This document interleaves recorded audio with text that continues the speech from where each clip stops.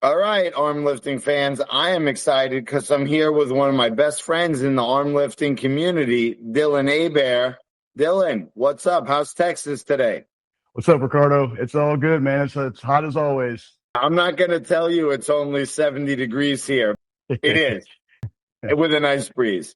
Hey, let's get into our discussion. You and I had the trip of a lifetime in the fall, in September 2025. We went to Sweden to represent Team USA in the Immortals Strength Wars. In 1 minute or less, obviously, you and I, we traveled together. We had a great time. In 1 minute or less, can you summarize your experience? I want to do it all over again. Going to another country for the first time, really like actually exploring it and everything. Amazing. The competition ran fantastically. Having the medleys that I've never even touched before. Obviously, the natural stones no one's ever touched before. So that was really cool to see how I stacked up against not only other competitors, but other competitors from other countries, and just things that I've never even experienced, like never touched before, the implements and stuff like that. I thought was really cool, and I got to show out a little bit on the Saxon bar. So I thought that was pretty cool. Yeah, and you didn't do too badly on the grandfather clock medley either, now did you? No, not at all. Yeah, it became one of my favorite lifts after that. And for good reason. So, yes, sir. Let's shift gears real quick because you and I could talk about that trip for hours. For sure. Can you tell the viewers at home in 1 to 2 minutes about the Saxon Squeezer, how it's helped you, your invention, and how it could help them? Yeah, for sure. So I actually have it right next to me. This is the invention right here, and basically it's all a pinch grip, and you're going to squeeze down, and you'll feel it in your thumb and your fingers immediately. It's also so you can take it apart and use it for your thumb and all that stuff. So you can use your thumb independently from the fingers, and then you can also use the fingers independently as well. It also comes out. You can change the springs, different poundages and everything like that, different resistance. It has helped me tremendously with my warm-ups.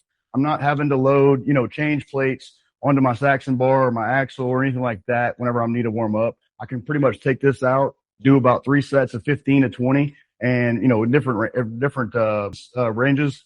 And it has helped me out a lot to try to get to those bigger numbers a little bit faster instead of changing so much on the bar. I'm in a garage. I'm in my own garage. So it's really hard, especially whenever you don't have a deadlift jack for a Saxon bar. You don't have a deadlift jack for these giant thick bar axles. And so, it's really nice to have that. And it's also really nice to have it at work. I'm a driller. And so I can warm up before I start drilling. And people have actually attested this to, not making mistakes while I'm drilling because my hands are so strong. Now it's not all of this. It's also the stuff we do every day with the arm lifting as well. But it has helped out a lot, especially with the warm ups. And I think a lot of people can get a lot of benefits from this. Not only just, your everyday tasks like grabbing a doorknob, grabbing a handle, grabbing groceries, anything like that. You're going to need hand strength, right? We already know the studies are coming out about hand strength, equivalates to, higher mortality rate and lesser mortality rate. And so you'll live longer with stronger hands. That's already proven. And this is just another thing you can keep in your arsenal. And, I think it's a great thing to have in your arsenal, on the side of everything else. Well, to be honest and not to be too morbid, I'm living proof that having good grip strength keeps you around on planet Earth a little bit longer. Yeah. For the viewers that don't know, in 2020, I had a heart attack, a 5-artery bypass. 7 months later, I had a stroke. I was totally paralyzed on my right side. I couldn't walk, couldn't talk, couldn't pick up a number 2 pencil. So now I'm right here with you. So strength certainly helped me. That's for sure.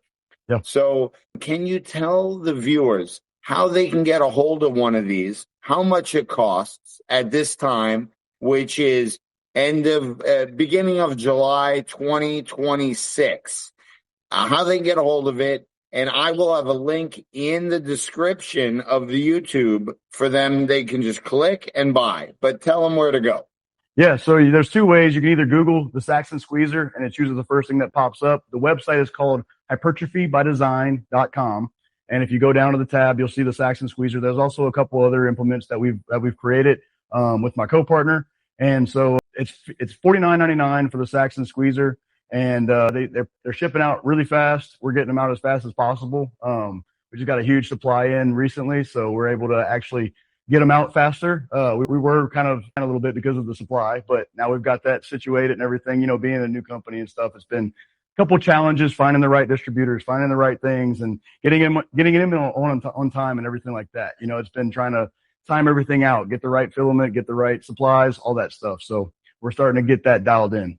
Can you tell the viewers that this is it's probably version 20, but in terms of the production versions that you've sold, this is version 2.0. Is that correct? Yes, sir. This is version 2.0.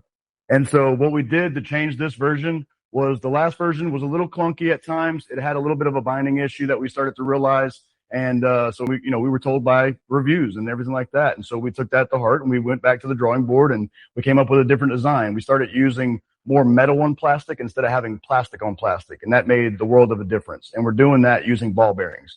And so we've installed ball bearings into each part and it has made it buttery smooth. And we've had zero complaints so far.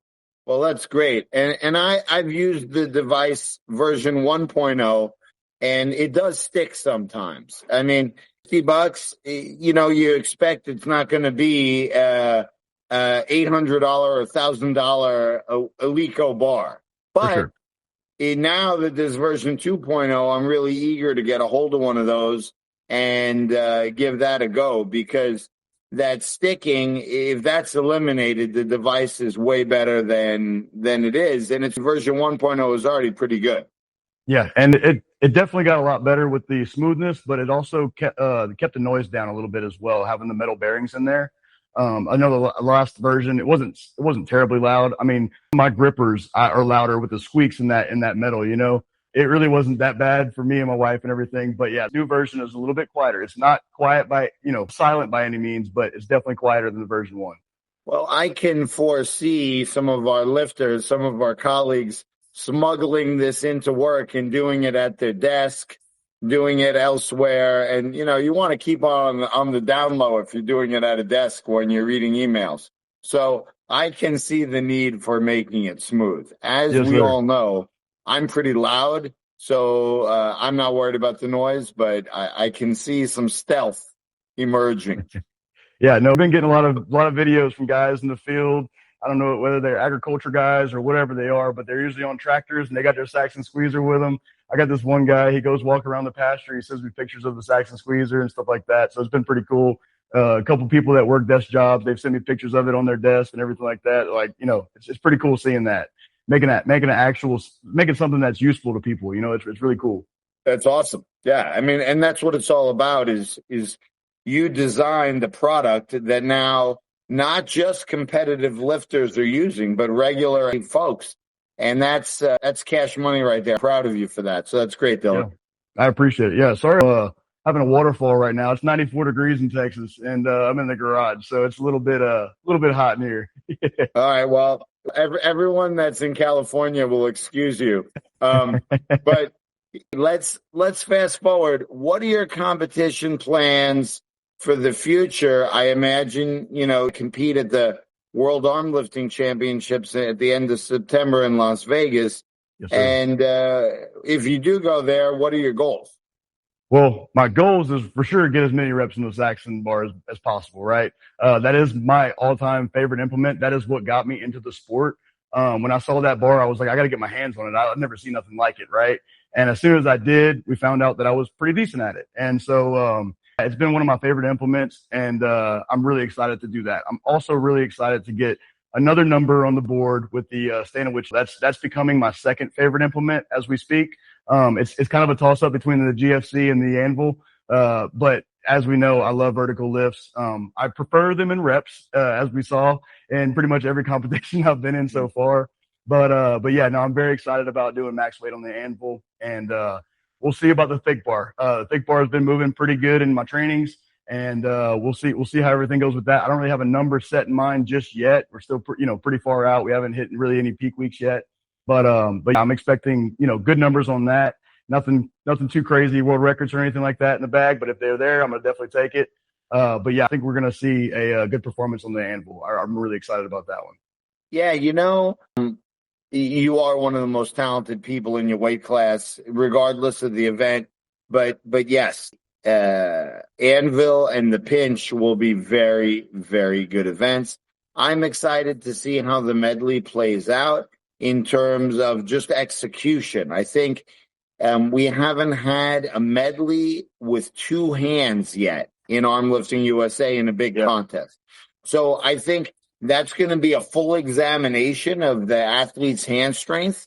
And I'm really excited to watch because, as you know, decided in the last event, right? Yep. We all know who's pretty much going to be in contention for the podium, but the order changes at the end. It definitely does. Especially that going, in reverse order too. It kind of messes with people like, oh man, I didn't know that guy was in front of me. Oh man. Oh, you know what I mean? So it definitely brings out a little bit more of that competition, or competitiveness, I guess you could say. Absolutely, right? That's what it's all about. If it's the World Championships, it shouldn't be a cakewalk for anyone. And For sure. you got to earn the medals. Yeah. So I'm not going to let you roast in the garage anymore. I'm sure we'll have you on again. But thank you so much, Dylan, for being a part of this conversation. I appreciate you very much, both as an athlete, a referee, and now an inventor. Yes, so sir. thank you for helping, and really in Texas, an organizer. So thank you for helping propel the sport forward on several fronts. And I can't wait till it is the next time I see you so we can watch you put up some big weights. Yes, sir. Yeah, no, likewise. It's always been it's been a blast lifting with you. I'm very thankful for you being my coach and also a friend. Taking me across the world, man. So it's been a really fun ride with you the last 2 years, and I can't wait to see what the future holds. Well, I have a feeling more international trips are in the future. So I'm going to let you go, Dylan. So thank you so much for being here. Yes, sir. Thank you.